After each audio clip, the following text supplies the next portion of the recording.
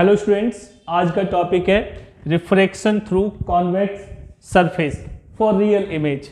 शुरू करते हैं।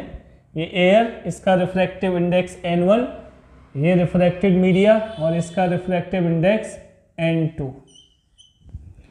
ये पॉइंट ऑब्जेक्ट के लिए है। यहाँ पर एक पॉइंट ऑब्जेक्ट है O, यहाँ से रे ऑफ लाइट यानी इंसिडेंस रे ट्रेवल करती है और ये इस तरीके से इंसिडेंस होती है। ये इसका रियल पाथ हो गया। अब हमें एक नॉर्मल चाहिए जिससे कि हम इंसिडेंस रे किस एंगल पर इंसिडेंट हुई है उस एंगल को पता कर पाएँ। तो नॉर्मल जो होता है वो हमेशा सरफेस पर परपेंडिकुलर होता है। तो ये हो गया वो नॉर्मल जो कि यहाँ जाके मिलता है। इसको नाम देते हैं हम C। ये C हो गया और इसको नाम दे दिया N।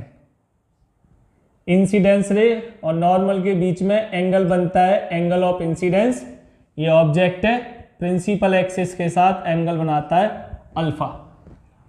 बिकॉज ये रियल इमेज के लिए है, इसका मतलब है कि ये जो रिफ्रैक्टेड मीडिया है इसकी पावर ज़्यादा है। तो इसका मतलब ये नॉर्मल की तरफ रे ऑफ लाइट ज़्यादा बेंट हो जाएगी जो कि रिफ्रैक्ट होने वाली है। तो ये रिफ्रैक्टेड रे नॉर्मल की तरफ बेंट हो गई, इसको हम रिफ्रैक्टेड रे कहते हैं। और ये नॉर्मल के साथ एंगल बनाता है एंगल ऑफ R यानी एंगल ऑफ रिफ्रैक्शन। इमेज के साथ बनने वाला एंगल बीटा और C के साथ बनने वाला एंगल गामा। यहाँ से हम एक परपेंडिकुलर ड्रॉ कर देते हैं, ये वाला, और इस पॉइंट को नाम दे देते हैं A और इस पॉइंट को नाम दे देते हैं M और ये पोल P हो गया।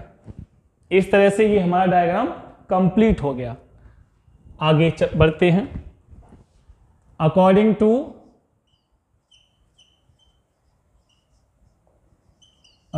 To Snell's law,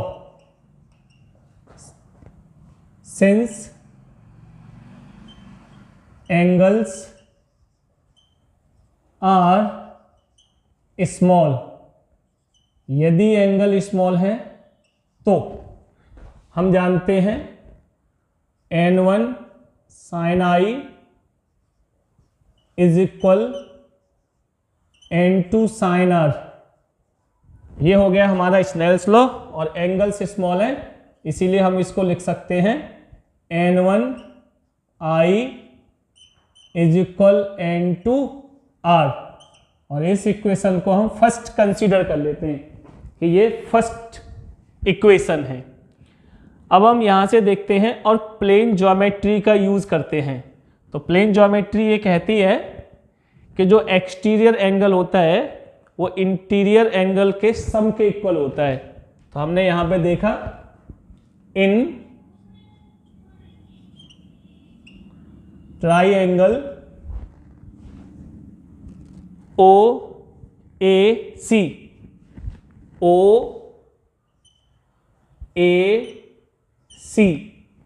I is the exterior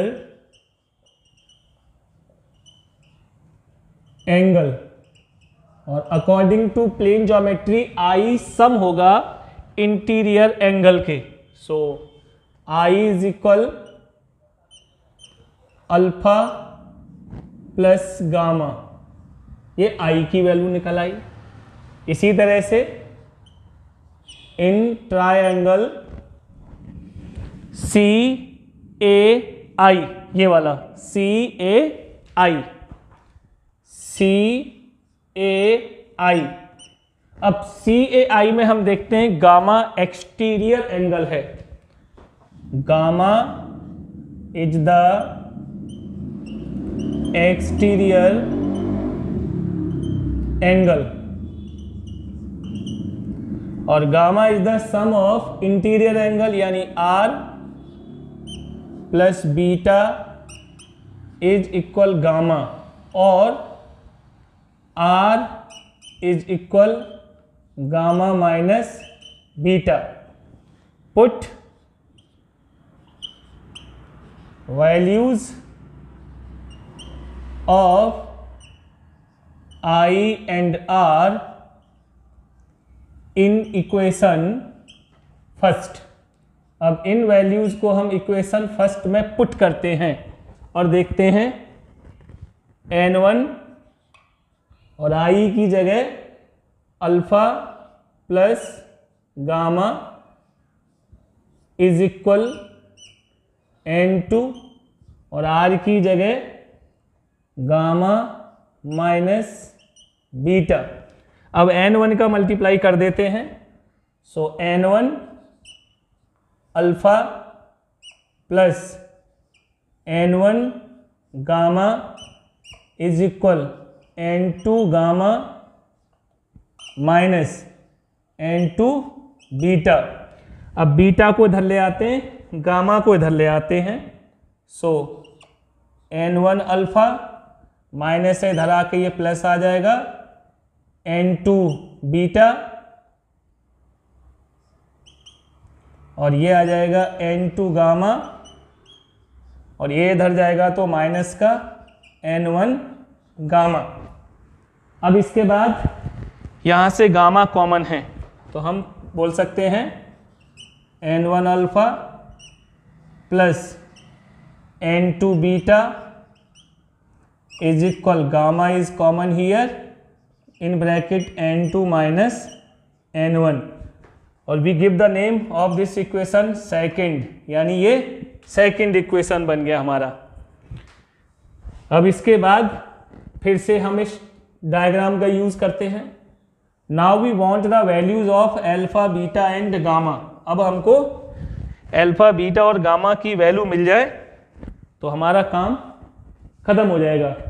तो देखते हैं इन राइट ट्राइएंगल, कौन सा वाला, AMO, AMO, tan alpha is equal alpha because angles are very small और tan अल्फा का फॉर्मूला होता है परपेंडिकुलर अपॉन बेस। तो ये आ गया AM upon MO। Again in right triangle AMI tan beta is equal beta और ये आ जाएगा परपेंडिकुलर अपॉन बेस, बेस बोले तो MI। In right triangle AMC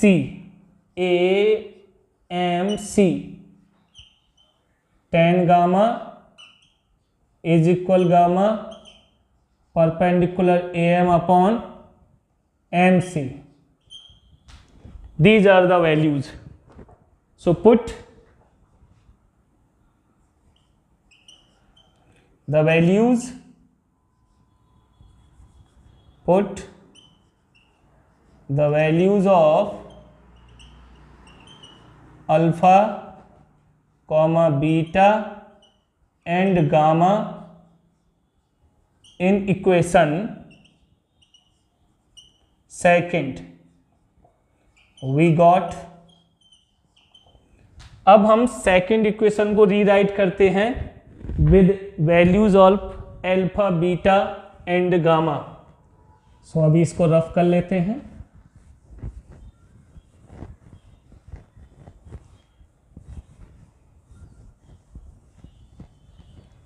Now write the second equation with values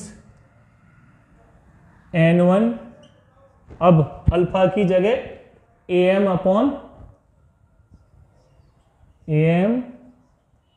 upon MO plus N2 AM upon MI is equal gamma am upon mc in bracket n2 minus n1। अब यहाँ पर कुछ assumption है, because aperture is very small, then considering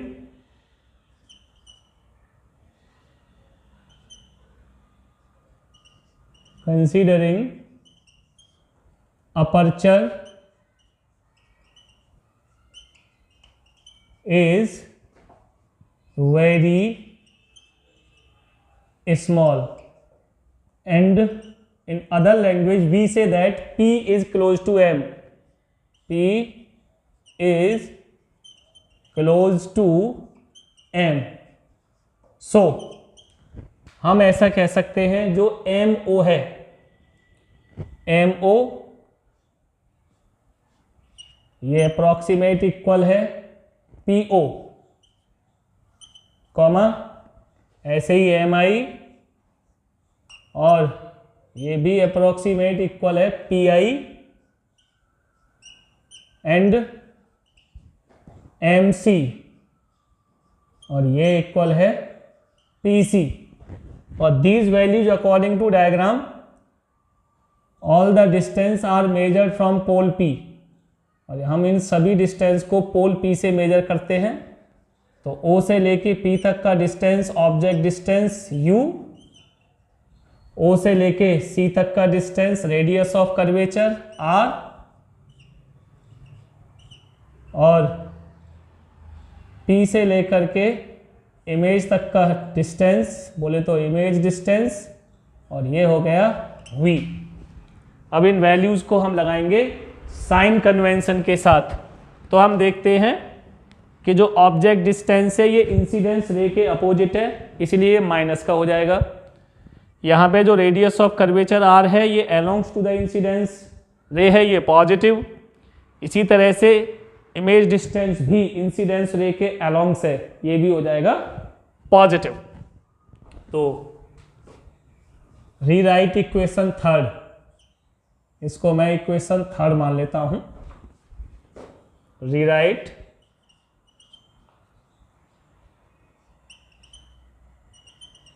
equation third. तो अभी हम इन values के साथ करेंगे और यहां पर साइन कन्वेंशन भी यूज करेंगे।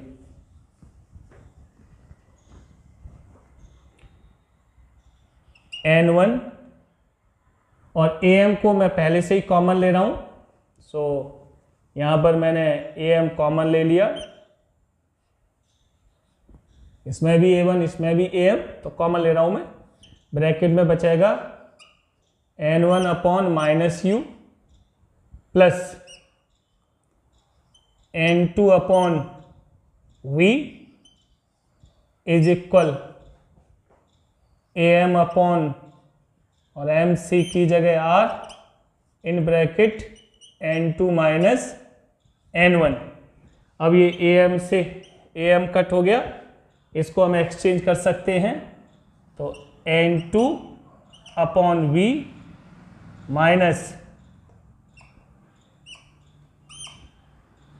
N1 upon U is equal N2 minus N1 upon R। It's our final result, और ये सिर्फ और सिर्फ रियल इमेज के लिए। अब चेंज होती रहेंगी चीज़ें, फॉर्मूलाज अकॉर्डिंग टू डायग्राम चीज़ें बदलती रहती हैं।